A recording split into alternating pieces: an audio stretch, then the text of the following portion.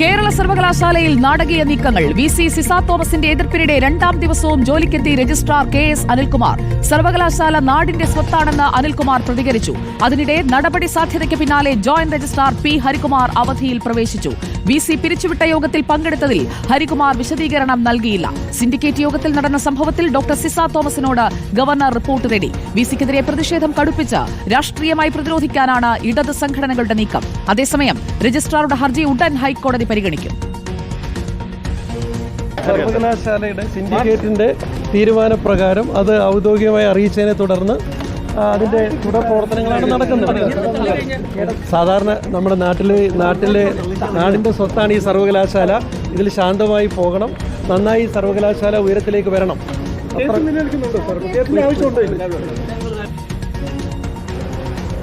വിവരങ്ങളുമായി നമുക്കൊപ്പം ഗോപാൽ ഷീല സനൽ, റഹീസ് റഷീദ്, ശ്യാം ദേവരാജ് എന്നിവർ ചേരുകയാണ് തത്സമയം. ആദ്യം ഗോപാൽ ഷീല സനലിലേക്ക്. Good morning Gopal Sheela Sanal. Registrar ഇന്നലെ ഞായറാഴ്ചയാണെങ്കിലും തിരികെ എടുത്ത തീരുമാനത്തിന് പിന്നാലെ മണിക്കൂറുകൾക്കകം ജോലിയിൽ പ്രവേശിക്കുന്നതാണ് ഇന്നലെ വൈകിട്ട് 4:30 നമ്മൾ കണ്ടത് സർവകലാശാലയിൽ. ഇന്ന് അദ്ദേഹം വീണ്ടും ജോലിക്കെത്തുമ്പോൾ രണ്ടും കൽപ്പിച്ച് പിന്തുണയുണ്ടെന്ന് ഉറപ്പിച്ച് മുന്നോട്ട് നീങ്ങുകയാണോ അനിൽകുമാർ?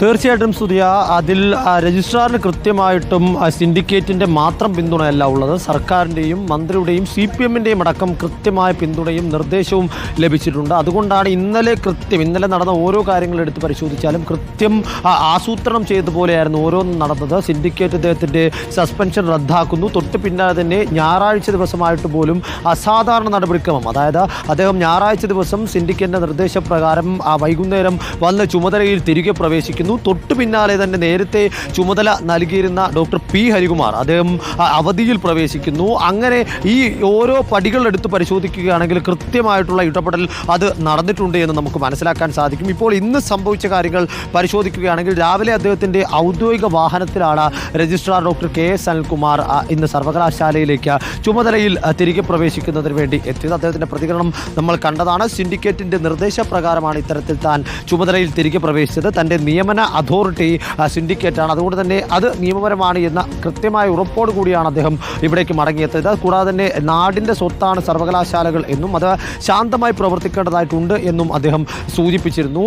അത്തരത്തിൽ ഇനി കോടതി ഈ വിഷയത്തിൽ എന്ത് നിലപാടെടുക്കുന്നു എന്ന് വേണം രജിസ്ട്രാർ അനിൽകുമാറിൻ്റെ കാര്യവുമായി ബന്ധപ്പെട്ട് നമുക്ക് സൂചിപ്പിക്കാനുള്ളത്. മറുവശത്ത് ഡോക്ടർ P ഹരികുമാർ, അദ്ദേഹത്തിന് ഈ രജിസ്ട്രാർ KS അനിൽകുമാറിന് സസ്പെൻഷൻ ലഭിച്ചപ്പോൾ അദ്ദേഹത്തിനായിരുന്നു, ജോയിന്റ് രജിസ്ട്രാറായ അദ്ദേഹത്തിനായിരുന്നു താൽക്കാലിക രജിസ്ട്രാറുടെ ചുമതല നൽകിയിരുന്നത്. എന്നാൽ ഇന്നലെ ഈ വൈസ് ചാൻസലർ സിസ തോമസ് ഈ യോഗത്തിൽ നിന്ന് യോഗം പിരിച്ചുവിട്ടു എന്ന് കാണിച്ചുകൊണ്ട് ഇറങ്ങിപ്പോയതിന് തൊട്ട് പിന്നാലെ തന്നെ അദ്ദേഹം ഈ യോഗത്തിൽ തുടരുകയായിരുന്നു. അദ്ദേഹത്തിന്റെ സാന്നിധ്യത്തിലാണ് മാത്രമല്ല അതിനുശേഷം ഈ പ്രൊസീഡിംഗ്സ് എല്ലാം കഴിയുകയും ചെയ്തു, തിരിച്ചെടുക്കുകയും ചെയ്തു.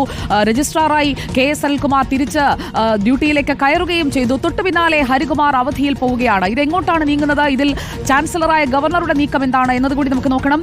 റഹീസ് റഷീദ് നമുക്കൊപ്പമുണ്ട്. Good morning Rahees Rasheed.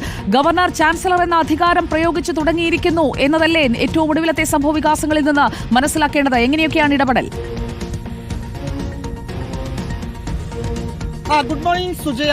Governor chancellor എന്ന അധികാരം ഉപയോഗിച്ച് താൽക്കാലിക വൈസ് ചാൻസലറായ ഡോക്ടർ സിസ തോമസിനോട് ഇന്നലെ സിൻഡിക്കേറ്റ് യോഗത്തിൽ നടന്ന സംഭവങ്ങൾ വിശദീകരിക്കാൻ ആവശ്യപ്പെട്ട് ആ റിപ്പോർട്ട് നൽകാൻ ആവശ്യപ്പെട്ട് കഴിഞ്ഞു. അതിൽ പറയുന്ന പ്രധാനപ്പെട്ട കാര്യങ്ങൾ, VC ആ യോഗത്തിൽ നിന്ന് പോയതിനു ശേഷം പിന്നീട് എങ്ങനെ യോഗം മുന്നോട്ട് പോയി, ആ യോഗത്തിൽ VC ഇറങ്ങിപ്പോയതിനു ശേഷവും ജോയിന്റ് രജിസ്ട്രാറായ ഡോക്ടർ P ഹരികുമാർ എങ്ങനെ ആ യോഗത്തിൽ ഇരുന്നു, ഡോക്ടർ ഹരികുമാർ ഇരുന്നത് കൊണ്ട് മാത്രമാണോ സിൻഡിക്കേറ്റിന് KS അനിൽകുമാറിനെ രജിസ്ട്രാറിനെ തിരിച്ചെടുക്കാനുള്ള തീരുമാനമെടുക്കാൻ കഴിഞ്ഞത്? അങ്ങനെ തീരുമാനമെടുത്തതിന് പിന്നാലെ എങ്ങനെ ഈ മുൻ VCയായ മോഹനൻ കുന്നുമ്മൽ സസ്പെൻഡ് ചെയ്ത KS അനിൽകുമാർ രജിസ്ട്രാറായി അവധിയിലുള്ള ഞായറാഴ്ച ജോലിയിൽ തിരികെ പ്രവേശിക്കാൻ കഴിഞ്ഞു? ഇത്തരം കാര്യങ്ങളിൽ കൃത്യമായ ഒരു വിശദീകരണം സിസ തോമസ് നൽകണം എന്നതാണ് രാജേന്ദ്ര വിശ്വനാഥ് ആർലേക്കർ ആവശ്യപ്പെട്ടിരിക്കുന്നത്. നമുക്ക് ഇതിൽ നിന്ന് മനസ്സിലാക്കാൻ പറ്റുന്ന കാര്യം, നേരത്തെ KS അനിൽകുമാറിനെ സസ്പെൻഡ് ചെയ്യുന്നതിന് മുമ്പ് VC എടുത്ത അതേ രീതി തന്നെയാണ് ആ ജോയിന്റ് രജിസ്ട്രാർക്കെതിരെയും എടുത്തിരിക്കുന്നത്. അന്ന് മോഹനൻ കുന്നുമ്മലിനോട് റിപ്പോർട്ട് തേടി രജിസ്ട്രാർക്കെതിരായ റിപ്പോർട്ട് നൽകി. പിന്നീട് രജിസ്ട്രാറെ സസ്പെൻഡ് ചെയ്യാൻ ഗവർണർ നിർദ്ദേശിക്കുകയും VC സസ്പെൻഡ് ചെയ്യുകയും ചെയ്തു. അതേ രീതിയിൽ തന്നെ താൽക്കാലിക VCയായ സിസ തോമസിനോട് രാജ്ഭവൻ റിപ്പോർട്ട് ചോദിച്ചിരിക്കുന്നു. ആ റിപ്പോർട്ടിൽ സ്വാഭാവികമായും ജോയിന്റ് രജിസ്ട്രാർക്കെതിരായ കണ്ടന്റ് ആയിരിക്കും ഉണ്ടാകുക.